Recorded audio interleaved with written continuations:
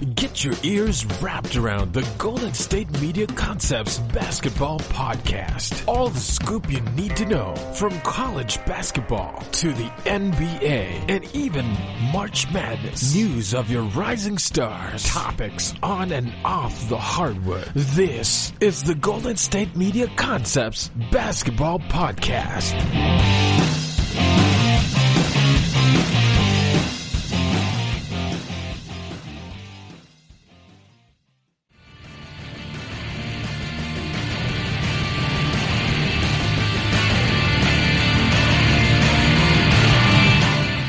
Welcome into the GSMC Basketball Podcast right here on the GSMC Podcast Network. I am your host, Brice Lewis. And today, obviously, we're going to give more news and updates on the NBA, basically everything that has been happening when it comes to what's happening with the reboot. Still some of the kinks they're trying to work out right now. Obviously, roster expansions, maybe moving some starting dates, moving some dates around. Also other things, how players feel about the restart. Also what the NBA's plans are for next season with the 2020-2021 season. We have all that right here on this podcast today. I'm going to give you all the news on that, so you want to stay tuned for that. So as you continually see, it's been very active in the news cycle because of all this, because obviously the news now is just, okay, how are we getting to point A? How are we getting to point B? How are we getting to point C? And right now the NBA, they've announced where they're going to return. Now, even along the way, they're still figuring things out, slowly, but effectively, and being diligent about what they need to do to figure out, okay, what's best for everybody involved to have the season go forward and for everybody to be safe. So we're going to start with a story from the NBA. Reading an article from Bleacher Report, Rob Goldberg. The NBA news, obviously reported by ESPN, all the major platforms, how the NBA reportedly moves targeted restart date to July 30th. So basically a day. They're moving it back one day, guys. So if you were having that extra day counted, take that one day off. We're already one day closer to the NBA season returning. So it's a very, very slight shift. It's just a day. The league initially announced play in Orlando, Florida would restart July 21st. Obviously, as we know, the 2019-2020 season was suspended March 11th because of the coronavirus, but 22 teams will fight to return to fight for 8 regular season games and ensuing playoffs. The NBA Finals is set to run through October 12th at the latest, obviously. So that's the dates we already know. Obviously, if you forget the other scheduled dates, the draft's on the 15th. And right now, the targeted season, in terms of the start date, is looked at as December 1st.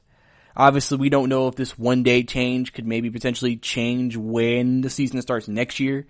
But right now, they're still targeting December 1st as the date for the season to return.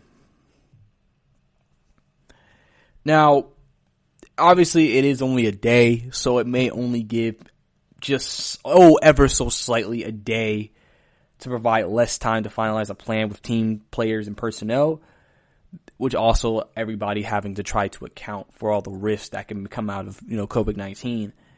But I'm sure that one day won't necessarily change too much necessarily. I think it'll be pretty much the same for the most part, as it should. It shouldn't really change too much. So obviously, it's just going to be interesting to kind of, see again how the NBA gets to that point, how the NBA gets to the point where they feel like, oh, okay, we have this in place that we feel like is most comfortable. While a lot of players and coaches are on board with this plan and all the little things that we're trying to implement along the way to get us to where we want, which is to finish the season out. And once we complete the season, then go into the off season, even though it'll be a short off season, get into the next season, and then still have a successful next season as well. So obviously we're going to have to keep an eye on that and just see how much it actually does affect anything. Also, LeBron James and other stars form a voting rights group.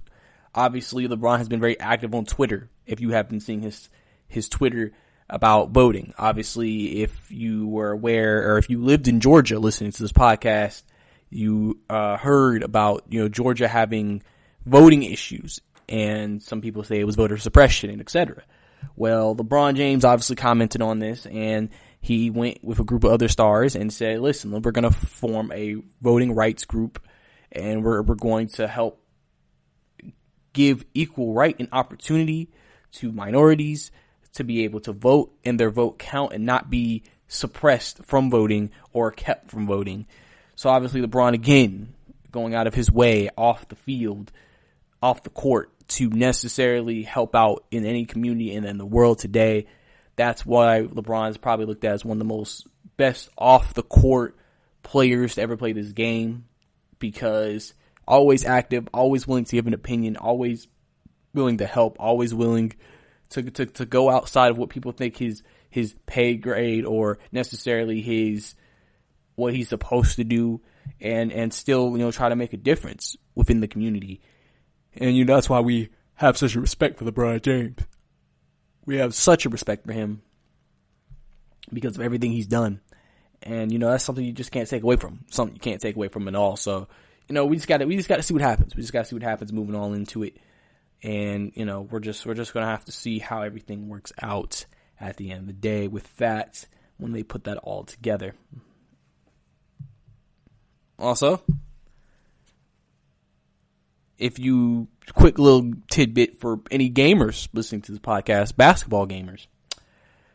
Obviously, the PS5 reveal was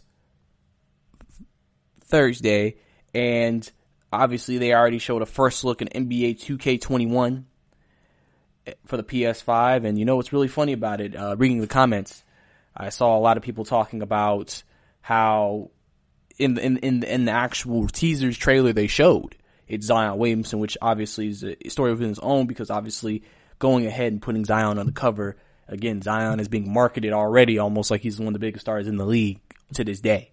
But basically they said, okay, well, all I'm seeing right now is he's more sweatier than he's ever been in his life. What's new? And I think that was the most funniest thing I ever heard in my life. Because listen, it's funny just how people really roast and get on the video game creators about stuff they do, because you can tell fans are like, okay, well, what about this is supposed to make me want to get up here and spend $60 on this game? I already got to buy a new PS5 if I want to play it on that system. Then you only waste $60 just for more sweat on the players. Oh man, it's funny. It's funny, but yeah. So if you obviously are interested in that, you definitely want to go check that out. You definitely want to go check that out for sure. Also, other news, small news. Russell Westbrook is going to produce a race docuseries. So obviously Russell Westbrook is getting into the producing game himself. He's going to make him a docuseries. Obviously that's going to be very cool and exciting to watch. I'm sure when it gets ready to hit whatever platform that he's going to display it on or put it on, I'll definitely be looking into it. I always am a fan of players who make this kind of work, because it's interesting to see how they tell a story, how they see things, the access they could potentially have to things that could make it better than anything else. And I think it'll be very interesting and very cool to see Russell Westbrook and just see how he does in this position, because we've never seen Russell Westbrook do too many off the court projects, you could say, with stuff like this. So it's just nice and in a different change of pace to see Russell Westbrook obviously going ahead and doing something like this. As like I said, a lot of NBA players are starting to do more off the field things than they've ever done. So outside of commercials. So we'll have to see how that goes. But coming up next, we're going to talk more about the NBA expanding the rosters to 17 players. What does this mean? Will this change the strategy of teams in the playoffs? And other basketball news. All that here and more on the podcast. Are you looking for the very best NFL and college football podcast? Then check out the GSMC Football Podcast. Get the latest football news both on and off the field. From the NFL Draft to trades to the rumor mill to the NFL Combines. They got you covered. That's GSMCpodcast.com/football-podcast. Get updates on college rivalries, game day insights, and much, much more. It's football talk the way you want it. This show eats, sleeps, and breathes football. Don't forget to like them on Facebook and follow them on Twitter. Visit GSMCpodcast.com for more info.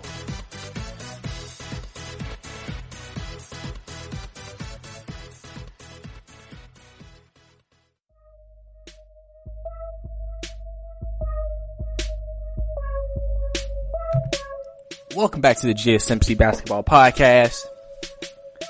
Last segment we discussed the NBA pushing the targeted season start date back one day to July 30th instead of July 31st. We also discussed LeBron James making a voting rights group with other athletes and stars to help promote voting and go against voting suppression and other things. Obviously, LeBron James being very active in the community. We also talk about Russell Westbrook making a docuseries. Obviously, we very interested to see when that comes out, and it's about race. So obviously, very, very serious topic, but I think Russell Westbrook has all the intangibles to tell a great story and do a great job.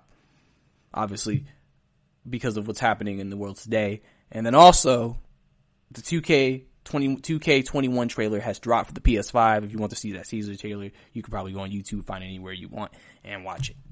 For all my gamers out there, just in case you're a gamer, I understand not everybody is, but just saying. So, now, this segment we're going to talk about the NBA, when continuing on with the news, will allow teams to have a 17-man roster as part of the restart plan.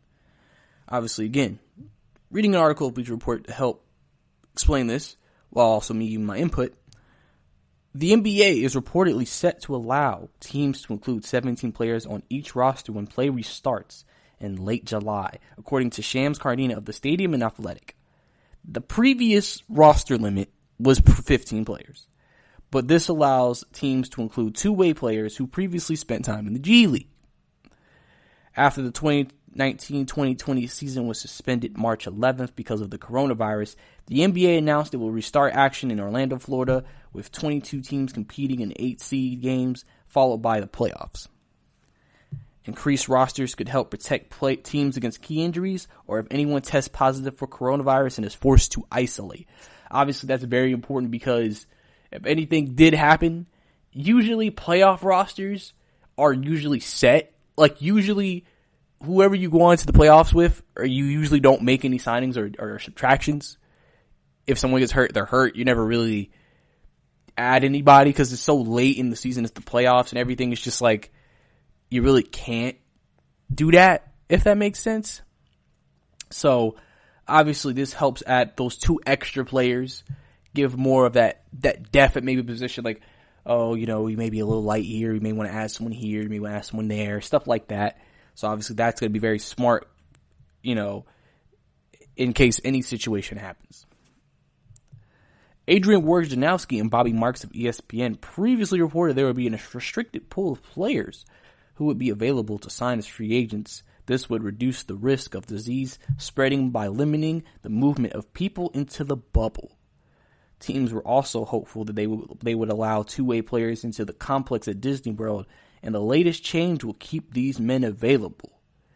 Per Wojnarowski, all 30 teams will get a chance to sign players starting around June 22nd, and he also noted the league moved its start date from the 31st to the 30th.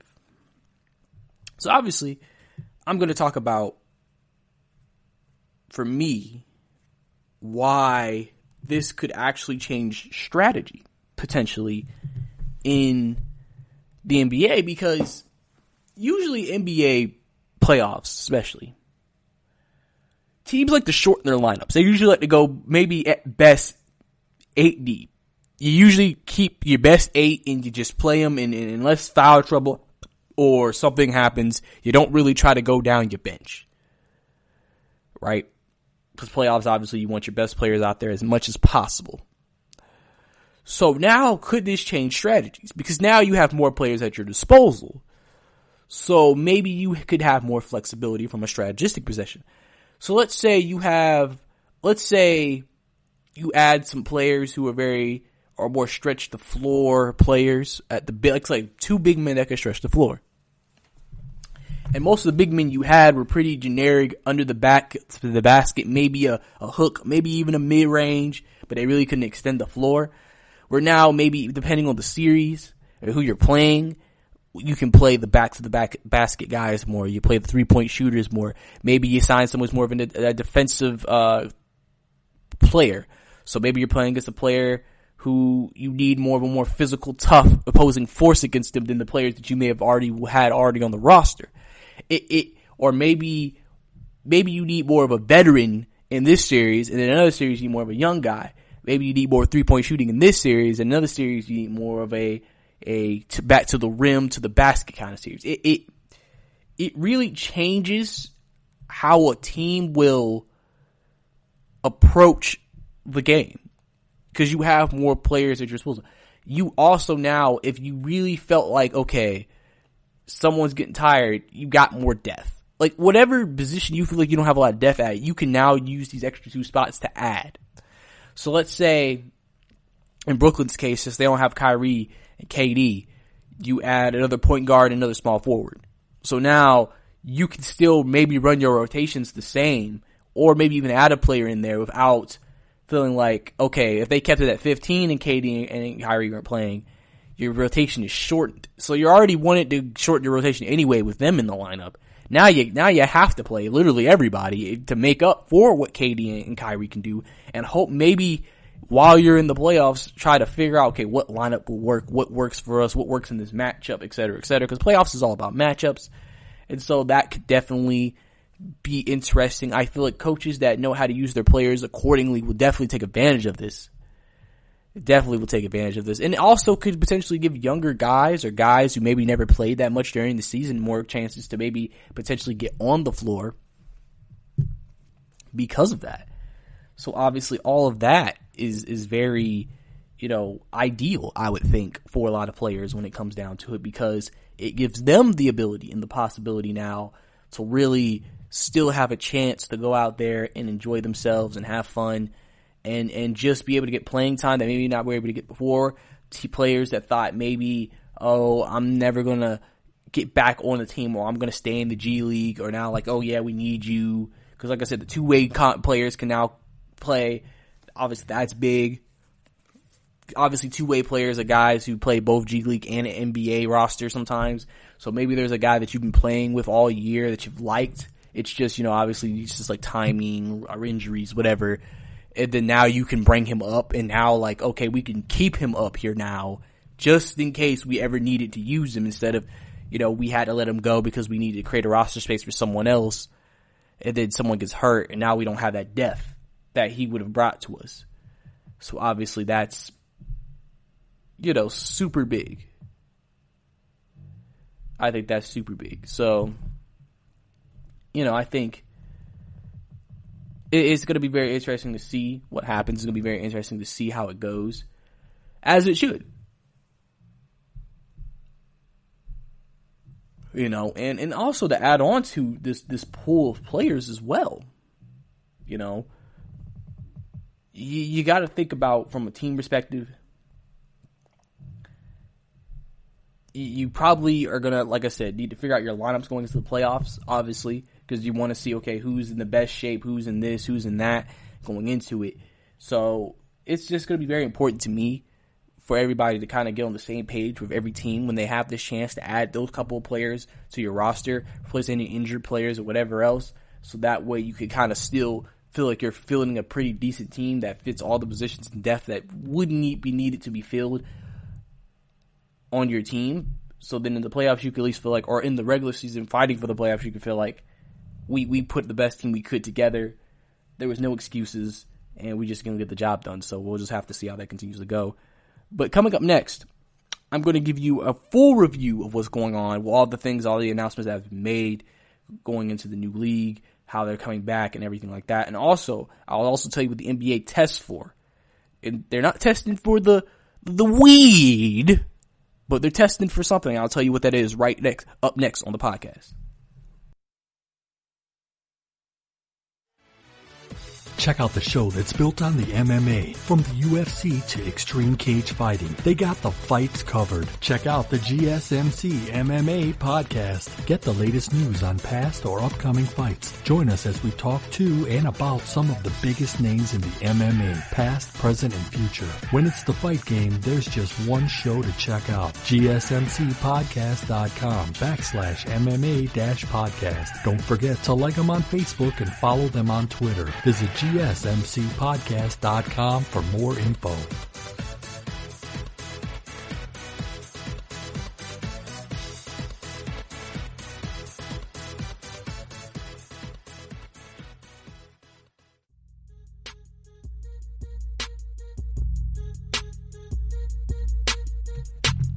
Welcome back to the GSMC Basketball Podcast. Last segment, we discussed the NBA expanding the rosters to 17, and I also broke down how could this potentially change the strategy of teams in the playoffs now having those players. Listen, one idea I never brought up last segment was this. The Lakers now could go re-sign Boogie Cousins. Boogie Cousins should be probably, we would think, healthy right now. Obviously, he has to get back in the game shape, but they could get him back and not even have to let go of anybody. They really could add key depth to the roster that could put them over the top. So that's something definitely that you need to look out for teams that are going for the championship race. Maybe trying to add that one last player that's just like, oh yeah, now we have every position. We feel like there's no holes and we can beat you any type of way. And that's what the good teams and the good front offices do. Put their team in the best position to win at the end of the day. So, but now, okay. So we're going to do a little bit of reset this segment, and we're going to just go through what the plan is for the NBA's return so far, of sources and things that we know. This is coming off an article on theringer.com. Obviously, I'm just going to review everything that's been discussed, the plan, the sources, what they're talking about, etc. We're going to go through all that right here, just to, for some people who may have missed a couple of things, maybe didn't know a couple of things, still had questions. Hopefully, maybe this segment can help clear it up for you. I'll explain it the best I can, and we'll go from there. So, now that the NBA has a plan for return to play, teams are preparing for the league to reopen. Obviously, 22 teams are invited back to play games in Orlando. But all the teams must still prepare for the draft and free agency. On Monday, the league held a call with the players and agents to discuss plans over the next coming month. All plans are subject to change due to the uncertain future of the coronavirus pandemic, as obviously that's the biggest key cog here, guys, is the coronavirus pandemic. Obviously, that could still adjust some things in the calendar based off that, but continuing on. But here's what was shared on the call according to league sources. So, just in case you didn't know this, players currently living outside of the country. So, because, some players, like Luka and them, they don't necessarily, they live here when the season's here, but they don't live here, if that makes sense. So they still go back to their home countries or other countries. Like when the NBA ended, they still went back to their country. So players that are currently living outside the country are advised to return to their team city on June 15th. So any player that is currently on a roster and left the United States is advised to get back into the United States by the 15th so they can get in their home city of their team. Now, players currently in the United States who just aren't in the city of the team, but they're just in another place in the United States, another hometown, anything, they're advised or told to return on June 22nd to their team city. The date for international players is 1 week earlier because some states have required quarantine periods for people arriving from overseas. So obviously, you never know. Luka might come back. Dallas is like, all right, we got to test you, put you in quarantine for a second, see what's up. Other states might let you go right back in. Just really depends on the state. Depends on which team you're going back to, really. However, Raptors and Nets players could have the option to go elsewhere ahead of time. In Toronto's case, they have complications due to international travel. And Brooklyn has one of the highest coronavirus rates in the country. So obviously that could change how it goes. Like literally, since Toronto has complications with international travel right now, since Canada's on lockdown, they may not be able to go to a certain area, but they may be able to go somewhere else, depending on I don't know if they call it a province, but the part of Canada that you're in. Because remember, Canada is separated into multiple, I don't know what that word is. I'm just going to call it provinces in the country. Where Brooklyn obviously has a high coronavirus rate, so telling a player to go back to one of the highest rated cities in America with coronavirus may not be ideal. But the NBA is still working with those teams on a place for them to go. Under this timeline, teams would begin testing players for coronavirus on June 23rd. Because that's when every player would have then came back to their team city. Likely every other day, teams also would undergo a 2-week training camp. Now, not all teams will arrive in Orlando at the same time. Arrival times will be staggered to reduce the risk of infection. Obviously, you don't want every single team popping up at the same time. So they may say, okay, we'll have 2 teams here, 1 team here, 3 teams here, or they may do pairs, something like that, just to help lower the chances of infection. Because you don't want as many people going through the airport at the same time. The exact dates are still to be determined, but all teams are tentatively scheduled to arrive between July 7th and 9th.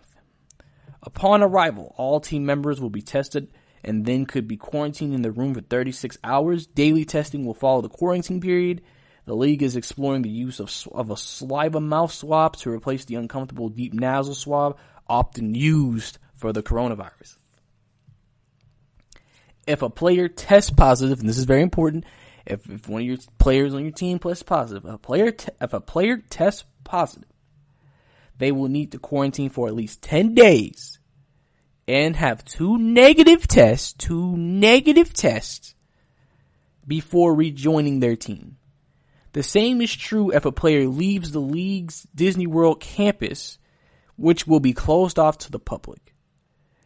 If a player leaves and returns, they will need to be quarantined for at least 10 days and test negatively twice before rejoining. So obviously this is obviously something they're doing as a precaution if they have to actually go outside of Disney World for anything, just again to make sure no one gets infected. Teams are expected to have the option to replace players who test positive by signing available free agents or utilizing their own players on 2-way contracts. This transaction window may be open around June 22nd. So that may be the window where they'll start, which is that was the same in the Bleacher Report article. The 22nd is the targeted date to allow teams to start signing players and bringing them in to be a part and to basically, fill out the roster, replace who you need to replace, etc., etc. A decision on the pool of players able to be signed has not been finalized. But the current thinking is it will be likely be limited to players who are on an NBA roster during training camp or during the season, or on a G League roster at any point. In other words, DeMarcus Cousins, who signed by the Lakers last summer but waived in February, would be eligible to be signed.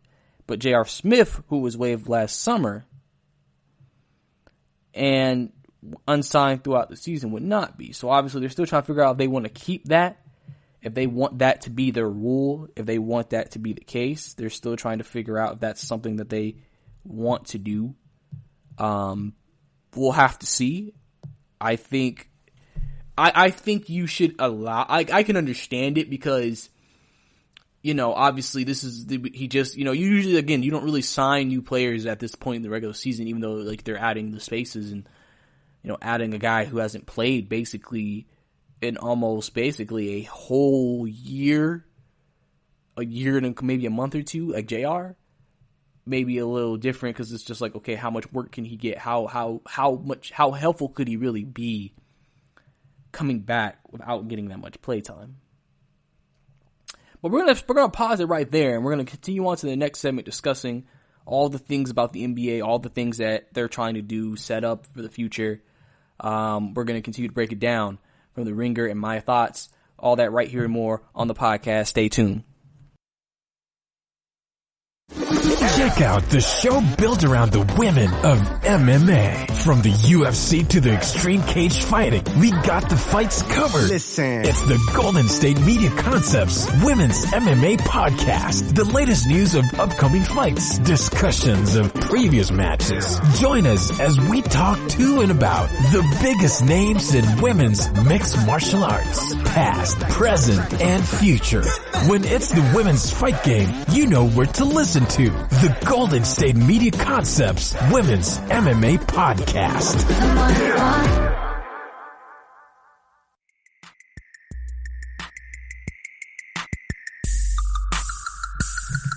Welcome back to the GSMC Basketball Podcast. Last segment, we just started discussing down an article from The Ringer by Kevin O'Connor talking about basically everything that we know about the season restarting, the league restarting, all the rules, regulations, everything like that. We have all that here and more on the podcast. We're going to continue to break it down, part 2, right here on this segment, finishing out the article and giving my thoughts and opinions on everything, obviously, to help you stay up to date about everything we know to this point, everything they're thinking about wanting to do, and if just so y'all can be aware of what the NBA is thinking for some people who still may not understand completely everything that is going on right now with the league and what they're trying to actually end up doing. So that's going to be very important. But we're going to continue on here. So where I left off, to continue on, playoff rosters will be finalized after 8 regular season games or seeding games. Once the postseason begins, only players who tested positive for COVID-19 could be replaced. So obviously in the regular season, you can maybe replace it for injuries or other things. When the playoffs starts, again, you don't really add players to your roster in the playoffs. Unless they got COVID, if someone gets hurt, you're not adding them. So that means you better stay healthy because you can't replace them. Which is again one of the reasons why they added 2 spots to the team, because it's almost in a way kind of deflecting that rule, because like, well, we added 2 players. So it's not like we weren't prepared in a way. But continuing on. And only by 2-way players. So these are people also who basically was in your league, who's in your farm system in the G League. So if you have a 2-league player, and let's say you lose a point or a shooting guard or a center, and you had a 2-league player in your system, you can use him to replace him, but you just can't go sign a guy, which I think is fair, which I think is very fair. If a player suffers an injury, they can't be replaced. Free agents can't be signed at this time, no differently than any normal postseason. Players' families will probably be allowed after the first round of the playoffs. Each team would have a certain amount of hotel rooms to house those family members, and every person will need to be quarantined likely for a 7-day period upon arrival in Orlando. They will be subjected to daily testing, just like team members. All dates that I'm about to say are tentative and could change depending on potential delays or because teams won't win their series quickly. But here's the postseason schedule that they have so far. Obviously, July 31st is the first game back in terms of the regular season. August 16th and 17th is the play-in tournament. So this is, if you have a team within the 4 games of the 8th spot, this is where the play-in tournament would be. August 18th starts the first round of the playoffs. September 1st starts the second round of the playoffs. September 15th starts the conference finals. And then September 30th starts the NBA finals. So that's your schedule right there for the playoffs, for regular season game, and play-in games. The last possible date for a finals game is Game 7, which is on game October 12th. The NBA draft is tentatively scheduled for October 15th, and free agency is expected to begin around October 18th, although it could technically begin 6 hours earlier like it did last summer at 6 p.m. on October 17th.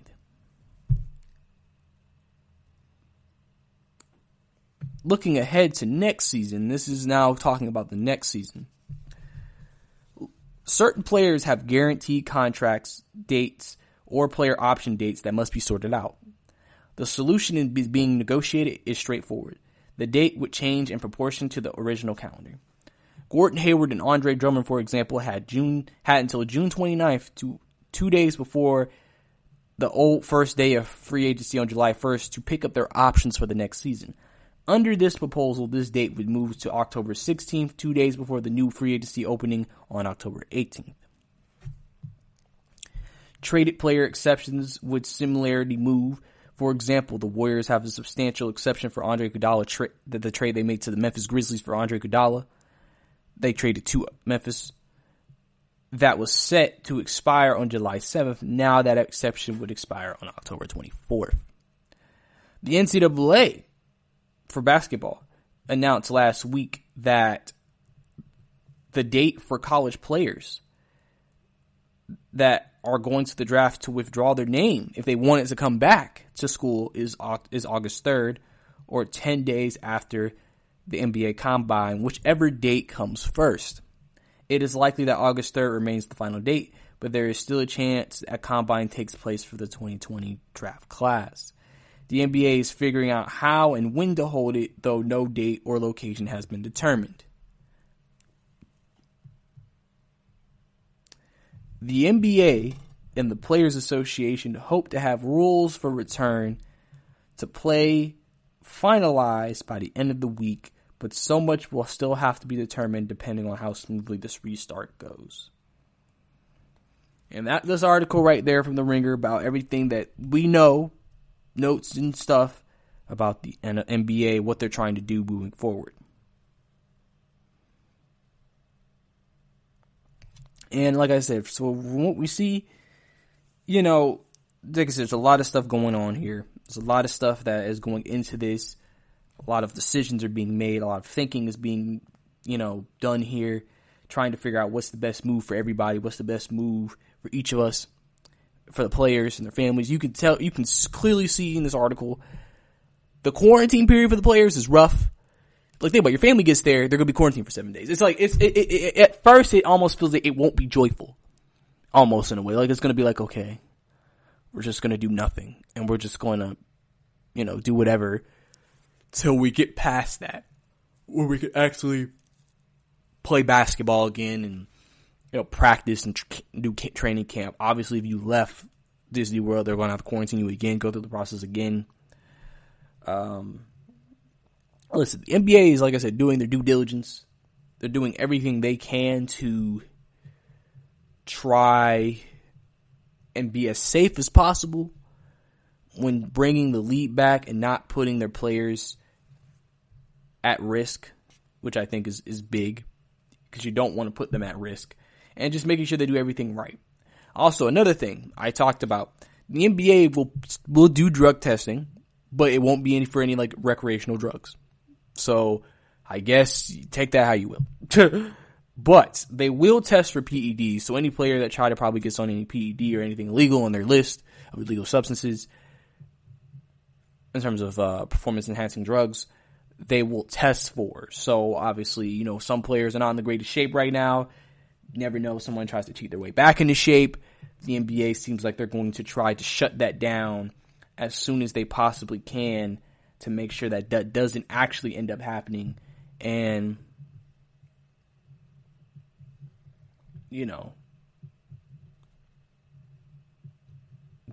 that's going to be the big thing. So obviously, hopefully we don't have anybody suspended for things like that, and hopefully everybody's still doing it the right way while trying to get themselves back in shape. And lastly, the NBA teams also will have to start submitting medical records of everything that they do with the players medically, any shots, anything they need to do that they're taking. They need medical records from all the teams so they can keep up with everything going on.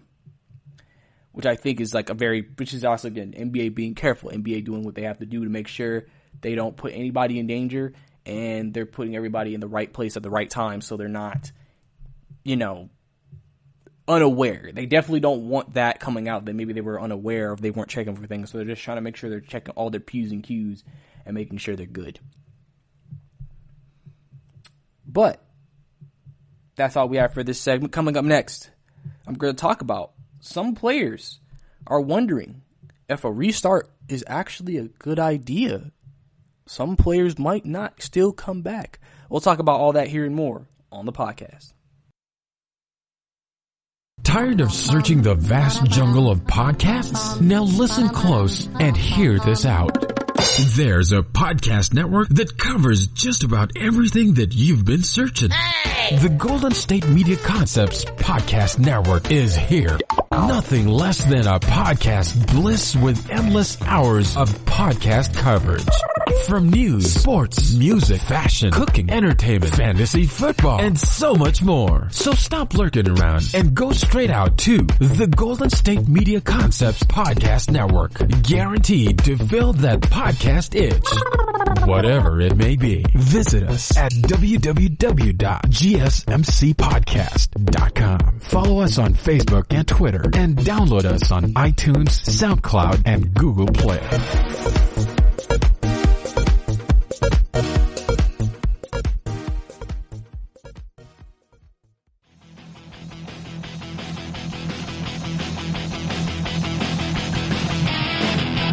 Welcome back to the GSMC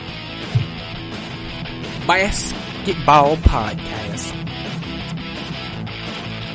Last segment, we finished up the article from The Ringer discussing everything about the NBA restart, everything we know so far, some of the things they're trying to still figure out, some of the ideas they have.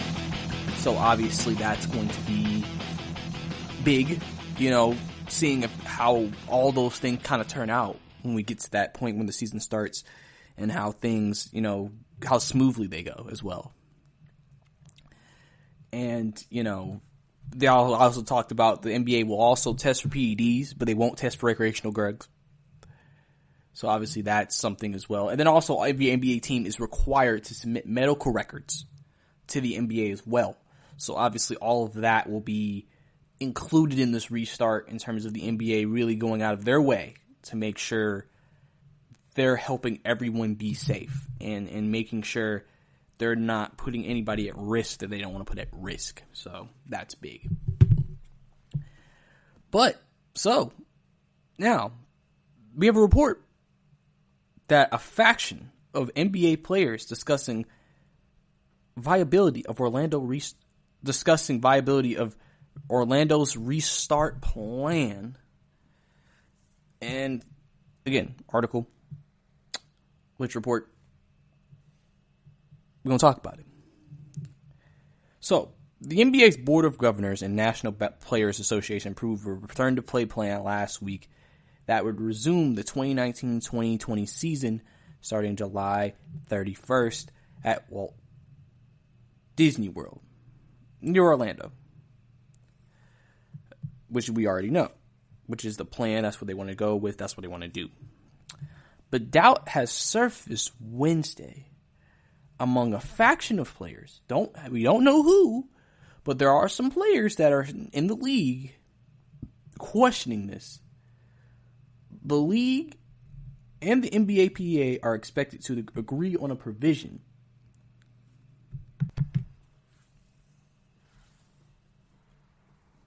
like I said, the league and the NBA PA are expected to agree on a provision that wouldn't require players to participate in the remainder of the season. So basically, if you as a player decide you don't want to come back, they will not punish you for it. Now, they did say, I believe, that you will lose a portion of your salary, and this was reported by Adrian Wojnarowski, that you would lose a portion of your salary for the games missed.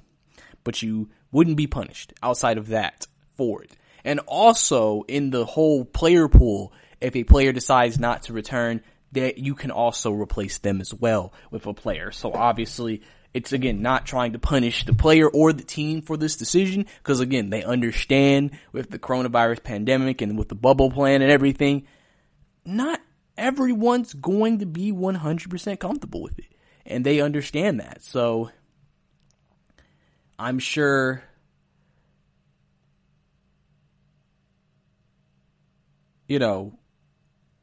that's something that obviously is very much discussed.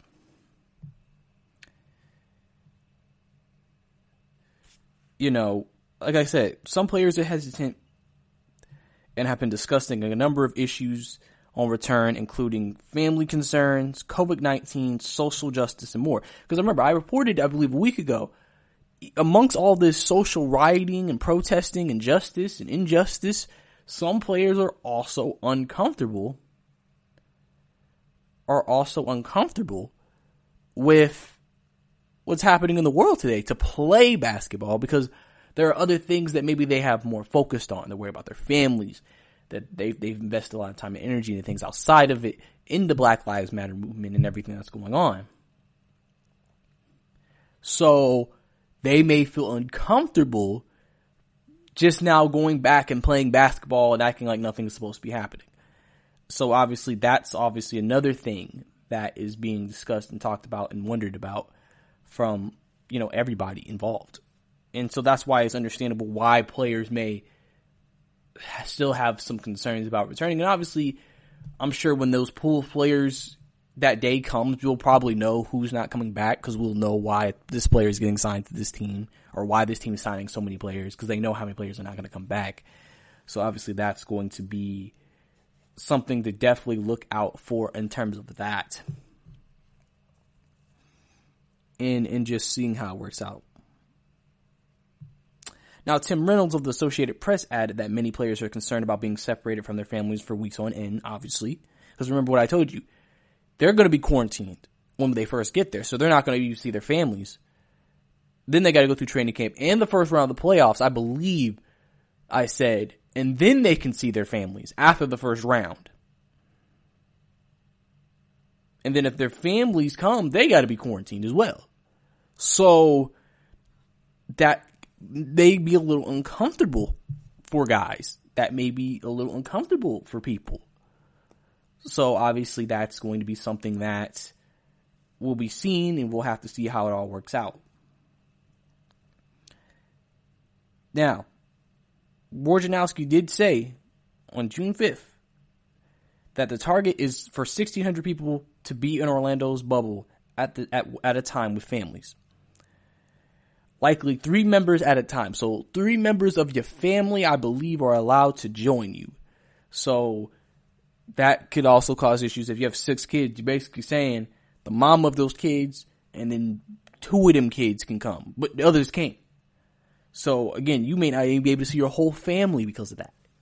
So obviously I can again see why some players may be a little uncomfortable. I wouldn't be surprised if after the fact you hear players saying, honestly, it was horrible.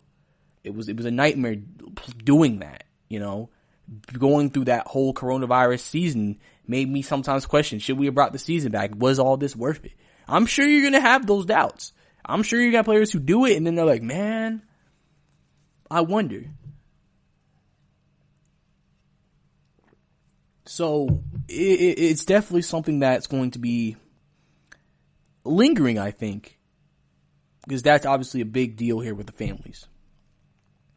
Now, in terms of the ongoing COVID-19 pandemic, Wojnarowski reported that the league is considering how to handle a player with a medical issue. Like a source from Adrian that he said on his Twitter said, if a player has a medical issue that might cause for him to be excused from the Orlando restart, he would be allowed to undergo an independent examination process. Even if the player was told that he was fit to play, he could still stay at home without consequence. So obviously that's where that ends with the article. So obviously, again, just gives you more detail on what's going on, what's the thinking, what's going on with the player's mind. Because yeah, the NBA came back, but it didn't mean every player was in on it, was happy, and was ready to go. Some players were still like, okay, I'm still a little nervous. I'm still a little unsure, which is understandable. It's very understandable. And then in a situation like this, you definitely want to make sure that you know what you're doing and you're not putting family at risk, you at risk, teammates at risk, everybody who's in that bubble at risk.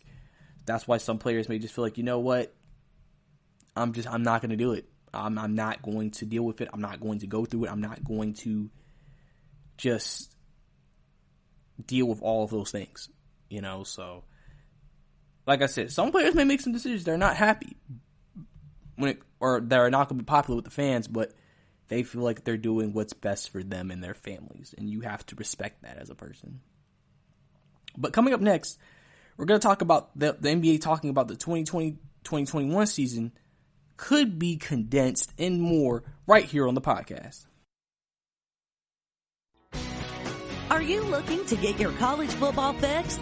Looking to get the latest news on your favorite school's team? The GSMC College Football Podcast is your ticket to all things college football. Join us as we talk college football from the national championship, the college rivalries, the bowl game, to the Heisman Trophy. To which conference is the best? We've got you covered for the Big Ten, SEC, Big 12, the Pac-12, ACC, and everything in between. Download the GSMC College Football Podcast on iTunes, Stitcher, SoundCloud, Google Play, or anywhere you find podcasts. Just type GSMC in the search bar.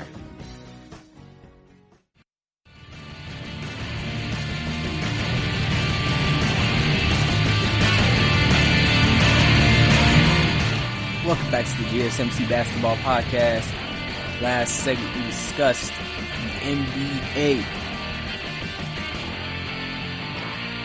and their players, mainly the players, are wondering if a restart would be even good to do.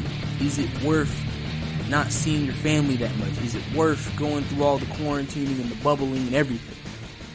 There's a faction of players that are discussing issues like this with each other. Conference calls are being had. All of it. It's a very interesting situation, and definitely something, again, during the next couple of weeks we will see unfold as we get closer to the start of the restart and see how players respond and how they feel about it when moving forward. But now we're going to get to the story about the NBA discussing a condensed 2020-2021 schedule to accommodate all 82 games.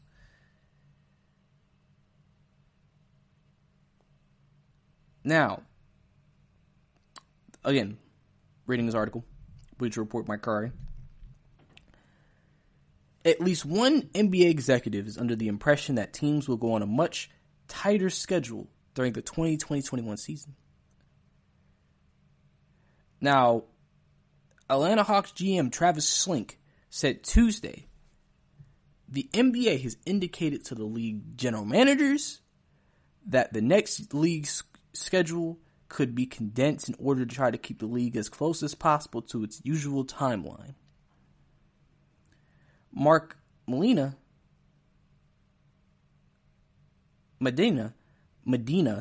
of the USA Today reported Slink stated the NBA still wants to play an 82-game slate under such a scenario, which is interesting. Slink pointed to more back-to-back games and sets of 4 games and 5 nights as a way if the league could potentially play more games in a shorter period of time than usual.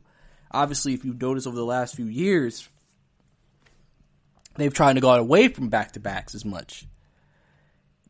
And they've tried to give players always a day or days in between games. So obviously that would kind of go reverse of what they've been trying to do. And we don't particularly know how the players would feel about such a change. Especially, again, if they're starting the season so soon after the playoffs. Now you're going into then about almost under a month, potentially 2 months, you already going back playing 4 out of 5 nights. That might not sit well, but we'll have to see. The 2019-2020 season has been suspended since March due to the coronavirus pandemic, but a plan is in place for the season to resume in July. The 2020 NBA Finals are expected to end in October, which is normally when the season will begin. Since the 2019 season is set to go much later than usual, opening night for the 2020-21 campaign is tentatively scheduled December 1st. That's the targeted date, not the guaranteed date, but the targeted date. While December 1st may be the ideal target for the NBA, it is far from set in stone. Don't forget, last week I mentioned on my podcast that the NBA Basketball Players Association told the players that December 1st is unlikely to actually be the actual start date, and it will probably be more negotiated, and so probably for a later date. Teams that go deep into the playoffs will have an extremely short offseason if the 2020-2021 campaign begins December 1st, and they wouldn't have much time to prepare since training camps will begin November 10th under that plan. If opening night of the 2020-2021 season is pushed back deeper into the month of December, the NBA may have to get even more creative in order to have a 82-game schedule, or perhaps even cutting down the schedule, which I think, if I'm being honest with you, I would cut it down to maybe 68 games. I cut it down because, listen, there's no point to put a lot of strain on the players because of this. And you still don't even have a clue by the time the season comes back around the actual new year, if you can even have fans like that in there. So, nobody wants to play 82 regular season games in front of no fans. Players are already unmotivated to play all 82. Then you go tell them to play all 82 in front of no fans? You're going to have a lot of players sitting out. That's just my thought on it. Now, short seasons are nothing new for the NBA. All 30 teams will finish with fewer than 82 season games played this season due to COVID. The NBA has also played in shortened seasons in 2011-2012 and 1998-1999 due to their labor disputes. One of the biggest hot button issues in the NBA in recent years has been load management, obviously, which obviously was started by the Spurs and Greg Popovich resting his stars on primetime games, or games in general. And then Kawhi Leonard, obviously, this year was big on load management because I feel like he sat out every other game, which is the act of resting star players during busy parts of the schedule to prevent fatigue and injury. The NBA has attempted to cut down on the load management by putting protocols in place, but the league may have to make some concessions in that regard to allow teams to rest their players whenever they see fit, should there be an abundance of back-to-back games next season. Fatigue will most definitely be an issue next season with a condensed schedule and a quick turnaround from this season, so using the entire roster's deepening rotations could be key in 2021. And I definitely agree with this. I mean, listen, if they continue to go ahead and leave 17 players on a roster, and then you start the season back so quickly, again, it gives more players a chance to play, experience, and potentially, be in a good place, in my opinion. Like I said, you'll definitely see a lot of load management from players in that case, because obviously nobody wants to do the 4 games and 5 nights thing, especially if you're traveling a lot or you're a road team. It's very unpleasant. You definitely don't want to do it. So I'm sure that's something that's been discussed. We'll have to just see how everything actually turns out, because we really don't know what's going to happen. I think they should cut the games down. I don't think they should condense the season to try to fit 82, because you just don't know how it'll play out. You really don't know how it'll play out, and you don't want to take that chance of potentially getting players hurt, players getting very fatigued, and then, how it affect players, because, again, you got to think about those final teams. that play in October, and then knowing we got training camp the next month, then we got the season the next month. It feels like, dang, I'm getting like a 2-week break, and I'm back at it again, having to grind just as hard after just grinding to get to the finals and winning it. Don't even have time to really embrace it. I got to get ready to go. Body might still be a little bit fatigued, because of course you'll be fresh at the beginning, but like mid-season you might hit it like, man, I didn't get that break that people had when they stopped playing in July or August. They haven't been playing since September or something. You know, I'm not getting that break. They're getting that break. I can feel it in my body. So definitely got to look into it. Definitely got to see how that goes. Hopefully, we're going to hope the NBA makes the best decision here for the players. As they've always said, players' health is the most important thing. So we'll have to see how it actually ends up. But thank you for tuning into the GSMC Basketball Podcast for another great podcast with me today. Thank you for tuning in. Definitely hope that all of you enjoyed the podcast. Don't forget to listen to our other amazing podcasts here on the GSMC Podcast Network. Don't forget to follow us on social media. Don't forget to leave a review, comment, some stars, anything will be very much appreciated by me. And listen, we'll get through this. Hang in there and have a good day. You've been listening to the Golden State Media Concepts Basketball Podcast, part of the Golden State Media Concepts Podcast Network. You can find this show and others like it at www.gsmcpodcast.com. Download our podcast on iTunes, Stitcher, SoundCloud, and Google Play. Just type in GSMC to find all the shows from the Golden State Media Concepts Podcast Network, from movies to music, from sports to entertainment, and even weird news. You can also follow us on Twitter and on Facebook. Thank you, and we hope you have enjoyed today's program.